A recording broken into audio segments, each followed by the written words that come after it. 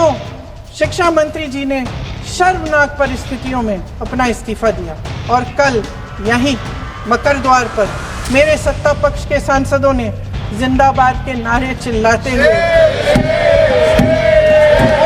प्रधानमंत्री महोदय जी ने नया शिक्षा मंत्री चुना, जिसने एक गर्भवती महिला के बलात्कारियों की रिहाई पर अपनी सहमति व्यक्त की, खुशी जताई।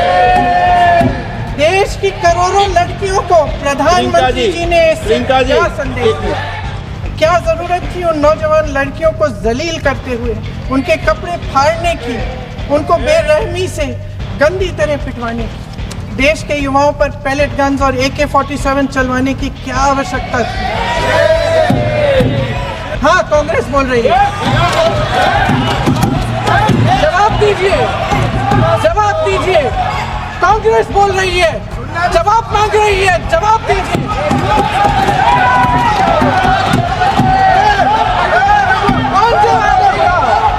कौन जवाब देगा?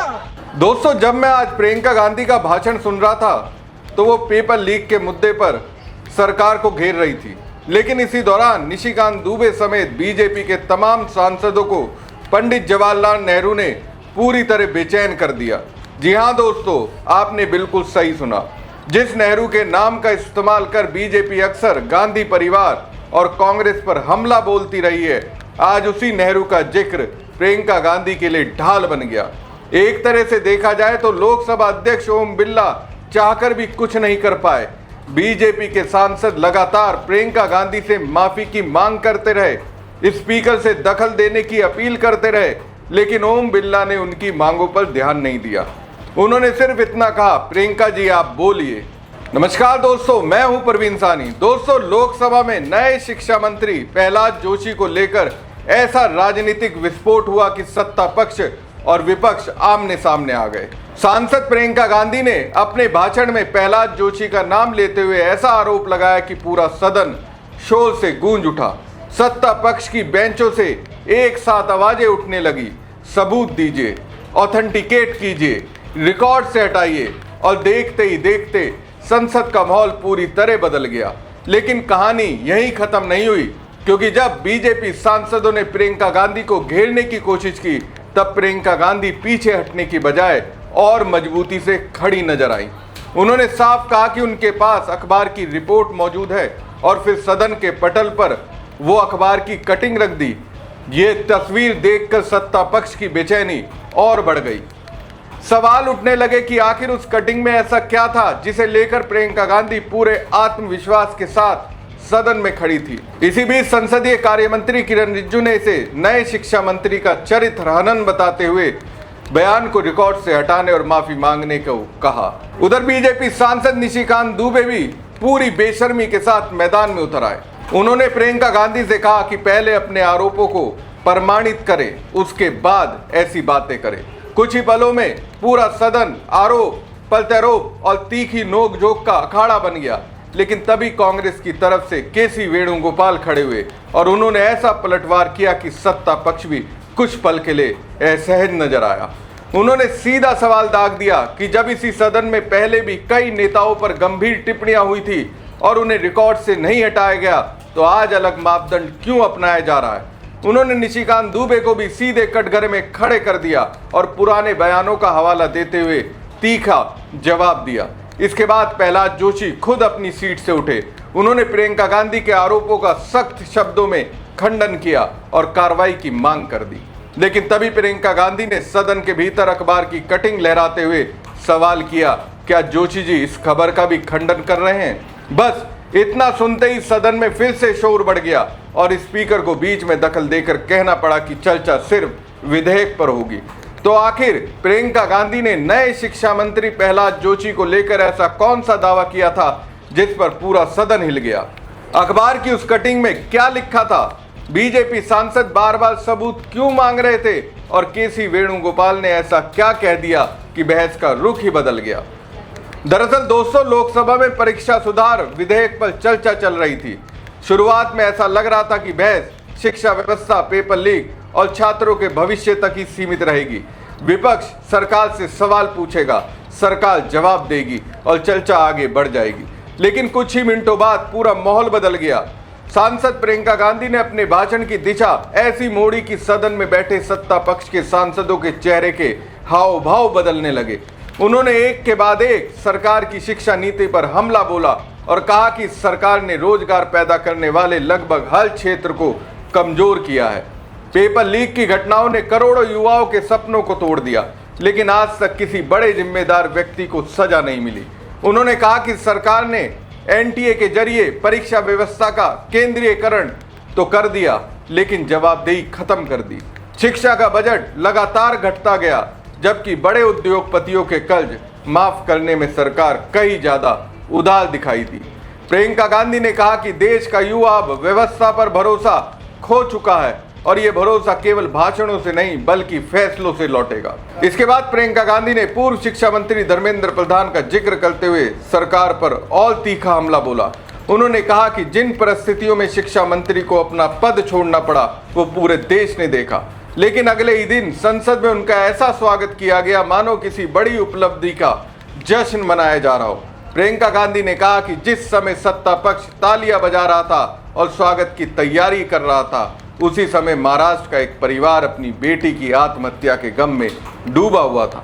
उन्होंने कहा कि जहां सरकार को आत्ममंथन करना चाहिए था, वहां उत्सव मनाया जा रहा था। उनके इस बयान पर विपक्षी सांसद मेजें थपथपाने लगे, जबकि सत्ता पक्ष की ओर से लगातार विरोध के स्वर उठने लगे। लेकिन असली राजनीतिक विस्फोट तब हुआ जब प्रियंका गांधी ने प्रधानमंत्री नरेंद्र मोदी द्वारा नए शिक्षा मंत्री के चयन पर सवाल उठा दिया। परसों शिक्षा मंत्री जी ने शर्मनाक परिस्थितियों में अपना इस्तीफा दिया और कल यहीं मकर द्वार पर मेरे सत्ता पक्ष के सांसदों ने जिंदाबाद के नारे चिल्लाते हुए उनका संसद में ऐसे स्वागत किया जैसे मानो कोई सुपरस्टार पहुंच गए हैं। विडंबना देखिए महोदय, जब भूतपूर्व शिक्षा मंत्री को मुकुट पहनाया जा रहा था, स्वागत हो रहा था उनका, तब महाराष्ट्र में एक परिवार पेपर लीक पीड़ित अपनी बेटी की आत्महत्या का शोक मना रहा था। आपकी सरकार ने देश के करोड़ों छात्रों को क्या संदेश दिया? आपको किस बात का गौरव है, किस बात का अभिमान है? ये कौन सा अहंकार है? जहां आंखों में शर्म होनी चाहिए, वहां बेशर्मी और स्वागत के नगाड़े बजाए रह रहे हैं। एक तरफ मातम है, दुख है, यहाँ फूल माला डाल रहे हैं। कोई आप पर कैसे यकीन करे? प्रधानमंत्री महोदय जी ने नया शिक्षा मंत्री चुना, एक ऐसे व्यक्ति को इस पद पर आसीन किया जिसने एक गर्भवती महिला के बलात्कारियों की रिहाई पर अपनी सहमति व्यक्त की, खुशी जताई। देश की करोड़ों लड़कियों को प्रधानमंत्री जी ने क्या संदेश दिया? प्रियंका गांधी ने कहा कि देश के युवाओं का विश्वास बहाल करने के लिए सरकार को ऐसा चेहरा चुनना चाहिए था जिस पर किसी तरीके का विवाद ना हो। इसके बाद उन्होंने प्रहलाद जोशी को लेकर एक गंभीर टिप्पणी कर दी।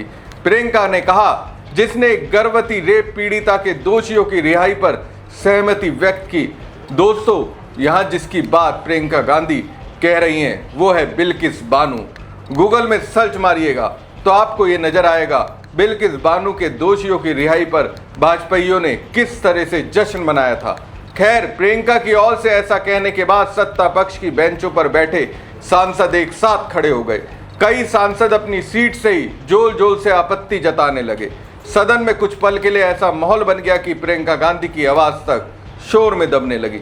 स्पीकर बार बार व्यवस्थाएं बनाए रखने की अपील करते रहे, लेकिन हंगामा थमने का नाम ही नहीं ले रहा था। इसी बीच संसदीय कार्य मंत्री किरण रिजिजू अपनी सीट से उठे और उन्होंने कड़ी आपत्ति दर्ज कराई। रिजिजू ने कहा कि किसी मंत्री के बारे में इस तरह का आरोप लगाना बेहद गंभीर बात है।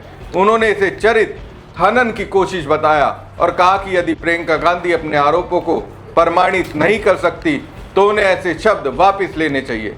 उन्होंने स्पीकर से आग्रह किया कि इस टिप्पणी को सदन की कार्रवाई से हटाया जाए ताकि संसद की गरिमा बनी रहे। रिजिजू का इतना कहना था कि सत्ता पक्ष के बाकी सांसद भी ऑथेंटिकेट और सबूत के नारे लगाने लगे। इसके तुरंत बाद बीजेपी सांसद निशिकांत दुबे ने भी मोर्चा संभाल लिया। उन्होंने प्रियंका गांधी को सीधे चुनौती देते हुए कहा कि संसद कोई चुनावी मंच नहीं है जहां बिना प्रमाण के कुछ भी कह दिया जाए। उन्होंने मांग की कि जो आरोप लगाए गए हैं उनके समर्थन में आधिकारिक दस्तावेज भी रखे जाए। कुछ ही क्षणों बाद खुद नए शिक्षा मंत्री प्रहलाद जोशी भी खड़े हो गए। उन्होंने साफ शब्दों में कहा कि उन्हें इस तरह का कोई नोटिस नहीं दिया गया, न ही उन पर लगाए गए आरोप सही हैं। उन्होंने सदन के भीतर ही आरोपों का खंडन किया और स्पीकर से इस मामले में उचित कार्रवाई की मांग की। लेकिन प्रियंका गांधी पीछे हटने के मूड में नहीं थी। उन्होंने अपनी मेज पर रखे कागजों में से एक अखबार की कटिंग निकाली और उसे सदन के पटल पर रखते हुए कहा कि वो बिना आधार के कोई बात नहीं कह रही हैं। फिर उन्होंने सीधे प्रहलाद जोशी की ओर देखते हुए सवाल किया, क्या आप इस खबर का भी खंडन कर रहे हैं? ये सवाल सुनते ही सदन में फिर से जोरदार हंगामा शुरू हो गया। सत्ता पक्ष के सांसद अपनी अपनी सीटों से कुछ कहते दिखाई दिए, जबकि विपक्ष लगातार प्रियंका गांधी का समर्थन करता रहा। माहौल इतना गर्म हो गया कि कुछ देर के लिए शिक्षा विधेयक पर चल रही मूल चर्चा पूरी तरह पीछे छूट गई। इसी बीच कांग्रेस सांसद केसी वेणुगोपाल भी खड़े हो गए और उन्होंने बहस को नया मोड़ दे दिया। उन्होंने कहा कि अगर आज प्रमाण और रिकॉर्ड की बात हो रही है तो वही नियम सभी पर समान रूप से लागू होने चाहिए। उन्होंने याद दिलाया कि इसी सदन में पहले भी कई नेताओं पर तीखी टिप्पणियां की गई थी, लेकिन तब उन्हें रिकॉर्ड से नहीं हटाया गया। उन्होंने निशिकांत दुबे का नाम लेते हुए कहा कि उन्होंने भी पूर्व प्रधानमंत्रियों और कांग्रेस नेताओं पर कई विवादित टिप्पणियां की थी।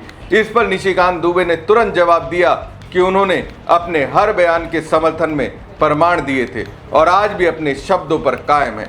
इसके बाद सत्ता पक्ष और विपक्ष के बीच तीखी नोकझोंक शुरू हो गई कि क्या जरूरत थी एक मासूम बच्ची पर इस तरह दमन करने की। क्या जरूरत थी उन छात्रों पर आंसू गैस चलवाने की, उन पर लाठियां बरसाने की, उन पर वाटर कैनन्स चलवाने की। क्या जरूरत थी उन नौजवान लड़कियों को जलील करते हुए उनके कपड़े फाड़ने की, उनको बेरहमी से गंदी तरह पिटवाने की। देश के युवाओं पर पैलेट गन्स और AK-47 चलवाने की क्या आवश्यकता थी? क्या वे आतंकवादी थे? क्या आतंकवादी हैं? टेररिस्ट हैं? हाँ, कांग्रेस बोल रही है। हाँ, कांग्रेस बोल रही है। जवाब दीजिए, जवाब दीजिए। कांग्रेस बोल रही है, जवाब मांग रही है, जवाब दीजिए।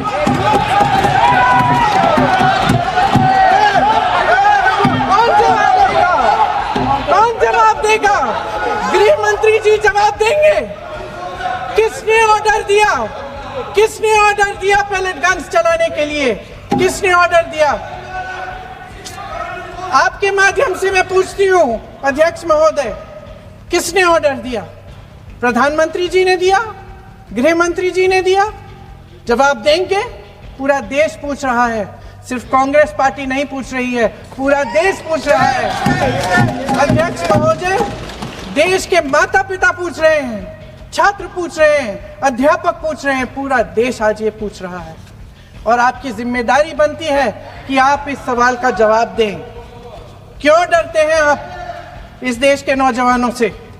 क्यों डरते हैं आप इस देश की बुलंद आवाज से? और उस आवाज को दबाने का हक आपको किसने दिया है? लगातार बढ़ते हंगामे को देखते हुए स्पीकर को कई बार हस्तक्षेप करना पड़ा। उन्होंने दोनों पक्षों से संयम बरतने की अपील की और स्पष्ट कहा कि सदन की चर्चा का विषय परीक्षा सुधार विधेयक है, इसलिए सभी सदस्य उसी मुद्दे तक सीमित रहे। हालांकि तब तक सदन में शिक्षा सुधार से ज्यादा चर्चा प्रियंका गांधी और प्रहलाद जोशी के आमने सामने के टकराव की होने लगी थी। कुछ मिनटों की ये बहस राजनीतिक रूप से इतनी तीखी हो गई कि पूरे सदन का फोकस विधेयक से हटकर आरोप, प्रत्यारोप, सबूत और जवाबी हमलों पर आ गया। तो दोस्तों, इस पूरी बहस का सबसे बड़ा संदेश यही रहा कि प्रियंका गांधी ने सत्ता पक्ष के लगातार विरोध के बावजूद अपने आरोप वापस नहीं लिए। बीजेपी के सांसद बार बार सबूत मांगते रहे, किरण रिज्जू बयान हटाने और माफी की मांग करते रहे, निशिकांत दुबे लगातार घेराबंदी करते रहे और खुद नए शिक्षा मंत्री प्रहलाद जोशी भी सफाई देने के लिए खड़े हो गए। लेकिन प्रियंका गांधी ने सदन में अखबार की कटिंग रखते हुए अपने दावे पर कायम रहने की बात कही और बहस का केंद्र शिक्षा विधेयक से हटकर सरकार की जवाबदेही पर ला दिया। राजनीतिक नजरिए से देखें तो इस पूरे घटनाक्रम में विपक्ष को सरकार पर तीखे सवाल उठाने का मौका मिला, जबकि सत्ता पक्ष ने आरोपों को निराधार बताते हुए उसका विरोध किया। दोनों पक्ष अपनी अपनी दलीलों पर अड़े रहे, लेकिन इतना जरूर हुआ कि जिस चर्चा की शुरुआत शिक्षा सुधार विधेयक से हुई थी, उसका सबसे ज्यादा चर्चित हिस्सा प्रियंका गांधी और प्रहलाद जोशी के बीच हुई ये सीधी टक्कर बन गई। हमारी खबर आपको कैसी लगी कमेंट बॉक्स में कमेंट करके जरूर बताएं। साथ ही पेज को लाइक और खबर को ज्यादा से ज्यादा शेयर कीजिएगा। देश के युवाओं पर पैलेट गन्स और AK-47 चलवाने की क्या आवश्यकता थी? क्या वे आतंकवादी थे? क्या आतंकवादी हैं? टेररिस्ट हैं? हाँ, कांग्रेस बोल रही है। हाँ, कांग्रेस बोल रही है। जवाब दीजिए, जवाब दीजिए। कांग्रेस बोल रही है, जवाब मांग रही है, जवाब दीजिए।